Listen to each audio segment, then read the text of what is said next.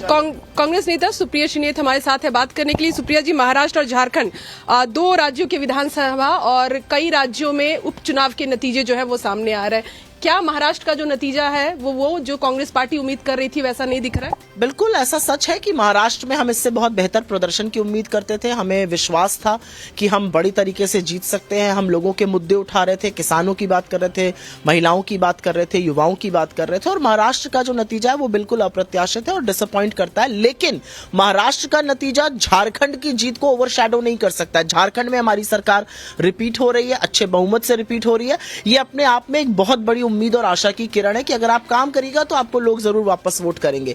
एक ये भी बात है कि उपचुनाव की भी पिक्चर बहुत मिली जुली है। यूपी में हमारा गठबंधन 2 सीटें जीत रहा है, मध्य प्रदेश में शिवराज सिंह जी के गढ़ में हम सीट जीत रहे हैं, वायनाड प्रियंका जी जीत रही हैं, कर्नाटक राजस्थान में हम लीड कर रहे हैं बीजेपी के ऊपर। तो बहुत मिली जुली उपचुनावों की पिक्चर है। लेकिन ये 1 ऑल का स्कोर है। महाराष्ट्र जरूर आशा के विपरीत था, लेकिन झारखंड से हमें बहुत उम्मीद है, आशा, और सरकार रिपीट करने के लिए हम जनता का अभिवादन करते हैं। कभी कई नेता जो है, चाहे कांग्रेस की बात करें या दूसरी पार्टियों की बात करें, ईवीएम को लेकर एक बार फिर से सवाल खड़े। ईवीएम पर इस देश में व्यापक चर्चा होनी चाहिए और वो जब वक्त होगा तो वो चर्चा जरूर होगी। जिस तरह से इलेक्शन कमीशन ने चुनाव टाला, महाराष्ट्र में 3-3 इंस्टॉलमेंट जाने दिए उनकी योजना के, वो सारी चीजें थी। लेकिन आज मैं सिर्फ नतीजों पर और जो नंबर्स आए उस पर चर्चा करना जिस योजना का आप जिक्र करिए, एक अंतिम सवाल, जिस योजना का महाराष्ट्र में आप जिक्र कर रही है, कुछ ऐसी ही योजना झारखंड में मैया योजना चलाई जा रही थी। कि महिला वोटर बहुत इंपॉर्टेंट है। ये दिखाता है कि अगर आप महिलाओं के लिए काम कर रहे हैं तो महिलाएं खुलकर आपके साथ खड़ी हो रही हैं।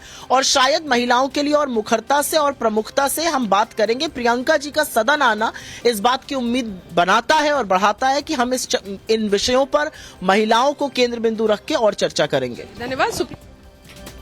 तो क्या इस बात को अभी मैं देख रहा था, खासतौर से अमित आपके साथ चर्चा जब हो रही थी, पहले राकेश हमारे साथ जुड़े हुए हैं, जरा उनके पास जाऊं, और अमित उसके बाद स्टैंड बाय रहिएगा, आपके पास आ रहा हूं। खास तौर से महिलाओं के लिए जो योजनाएं दोनों ही तरफ चलाई गई उसके बारे में जानने के लिए। लेकिन पहले राकेश, ये जो सरगर्मियां बढ़ रही हैं मुलाकातों की, अब देखिए वो चार्टर और चॉपर के लिए अब कोई गुंजाइश दिखाई नहीं दे रही है। लेकिन ये जरूर दिखाई दे रहा है कि इस बार क्या जो बहुत सारे लोग कह रहे थे कि पिछली बार देवेंद्र फडणवीस के साथ नाइंसाफी हुई, क्या इस बार अब उनके साथ वो होगा जिसको लोग इंसाफ मानते हैं? जी बिल्कुल, देखिए जो जिम्मेदारी उनको दी गई थी वो उन्होंने बखूबी निभाई, ऐसा इन आंकड़ों से साफ प्रतीत होता है। लेकिन उसके बावजूद बीजेपी जो है वो कई सारे सरप्राइजेस के लिए जानी जाती, तो ऐसे में बीजेपी क्या फैसला लेगी वो तो उनके आला कमान जाते हैं। लेकिन हर कोई बीजेपी के महाराष्ट्र में जितने जो नेता हैं वो यही चाहते हैं कि देवेंद्र फडणवीस जिन्होंने जिम्मेदारी को बखूबी निभाया उनकी ताजपोशी इस मामले में हो। अब आंकड़े जो है उसको साफ दिखा गया। दूसरी तरफ अभी जो महाराष्ट्र के बीजेपी अध्यक्ष है बावन कुले, वो भी अब सागर बंगले पे पहुंचे हैं देवेंद्र फडणवीस से मिलने के लिए। आगे की जो रणनीति है, जो तैयारी है, उसको लेकर चर्चा होगी। कुछ जगहों पे जश्न की तैयारियां जो आपकी जब बात हो रही है खासतौर से महाविकास आघाड़ी के लोगों से, तो वो इसको मैंडेट के तौर पर स्वीकार कर रहे हैं या उनको गड़बड़ नजर आ रहा है? क्योंकि अभी मैं देख रहा था संजय राउत ट्वीट कर रहे हैं कि ये कुछ तो गड़बड़ है और उसकी तैयारी पहले से चल रही थी। हमने ये महाराष्ट्र जो गौतम अडानी के जेब में जा रहा है, मुंबई जेब में जा रहे हैं, हमने विरोध किया। ये अडानी राष्ट्र नहीं होने देंगे। तो इसके लिए इस प्रकार के नतीजे महाराष्ट्र के ऊपर लाद गए हैं। ये जनता का कौल हो ही नहीं सकता। महाराष्ट्र की जनता का मन हमें मालूम है, ये हो ही नहीं सकता है। राउत साहब, दिख रहा है कि लाडली बहन जो सरकार, अरे लाडली भाई, यहाँ लाडले भाई है, लाडले नाना जी है, लाडले दादाजी है, सब कुछ लाडले है ना यहाँ। हमको मालूम है क्या है ये निर्णय जो आया है, ये नतीजा आया है, ये जनता का निर्णय नहीं है, मैं इतना ही कहूंगा। नहीं राउत साहब, लेकिन लोकसभा चुनाव के वक्त आपने जो जनता ने कॉल दिया उसको उस वक्त भी हमने कहा था मोदी जी हार गए हैं, लेकिन चाहे महाराष्ट्र हो चाहे और स्टेट में गड़बड़ की है। महाराष्ट्र के नतीजे भी उससे ज्यादा आने वाले थे अच्छे। हमारी 4 या 5 सीटें लोगों ने चोरी की है, मैं आपको बता रहा हूं। पर राउत साहब, अब दिख रहा है कि महाराष्ट्र के विधानसभा में विपक्ष के लिए भी कुछ, मतलब विपक्ष यही लोकसभा के 2 चुनाव में 2014-2019 ने मोदी और शाह ने यही किया था कि विपक्ष का नेता कांग्रेस को नहीं मिलना चाहिए। इस बार भी वही स्ट्रेटेजी महाराष्ट्र में की है। बिल्कुल, देखिए अब मैंने जिन लोगों से अब तक बातचीत की वो तो बस इसी भरोसे पे है कि 2 बजे के बाद जो है वो ट्रेंड चेंज हो जाएगा, उनके फेवर में आंकड़े आ जाएंगे। जब लेकिन जहां पे वो खुद लीड कर रहे हैं उनसे जब ये पूछते हैं कि भाई 2 बजे के बाद तो आपका भी ट्रेंड चेंज हो सकता है और आप भी जो है लीड से ट्रेलिंग कर सकते हैं, तो वहां पर उन्हें वो बात जो है अखर जाती है। तो कहीं ना कहीं खुद की जीत जो है वो जीत नजर आ गई है, लेकिन दूसरे की जो जीत है उसको कहते हैं कि ये आंकड़ा बदल सकता है। प्रदेश अध्यक्ष भारतीय जनता पार्टी के देख रहे हैं आप, वहां मुलाकात कर रहे हैं देवेंद्र फडणवीस के साथ।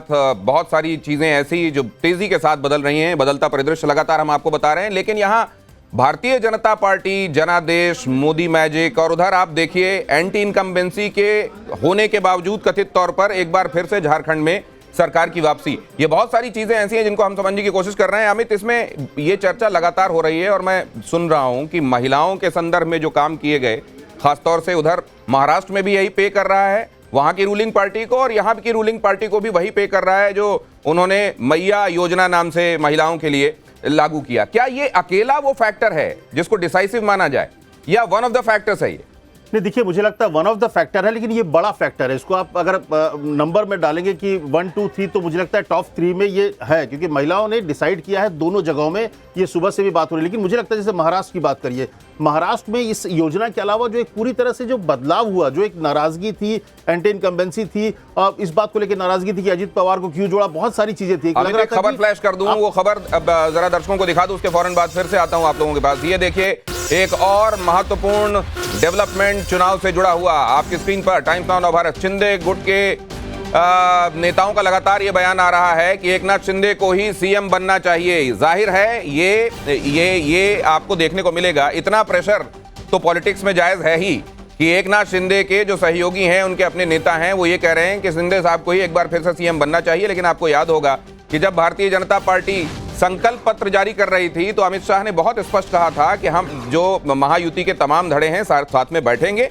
और उसके बाद तय होगा सीएम कौन। जरा देखिए क्या कहा गया।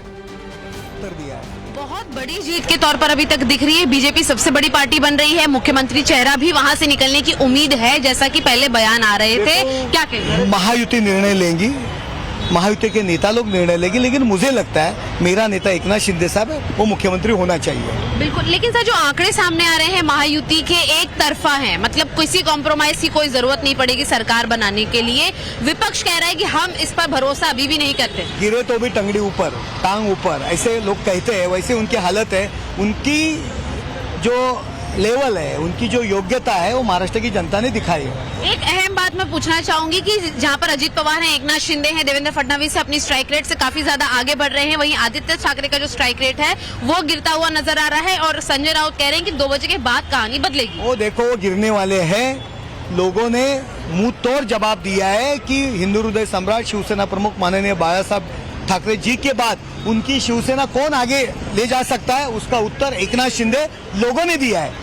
संजय राउत क्या कहता है, वो तो शरद पवार की भाषा बोलता है, सोनिया गांधी की भाषा बोलते हैं। वो क्या कहता है, हमसे उससे लेना देने ने, लोगों से लेना दे। लोगों ने मुंह तोड़ जवाब दिया है। एक आखिरी सवाल की सरकार कितने दिनों में फॉर्म होगी? शपथ विधि का आरंभ हमें कब देखने मिलेगा? जल्द ही सरकार बैठेगी और शपथ विधि जल्दी होगा, आपको सबको इन्विटेशन मिलेगा।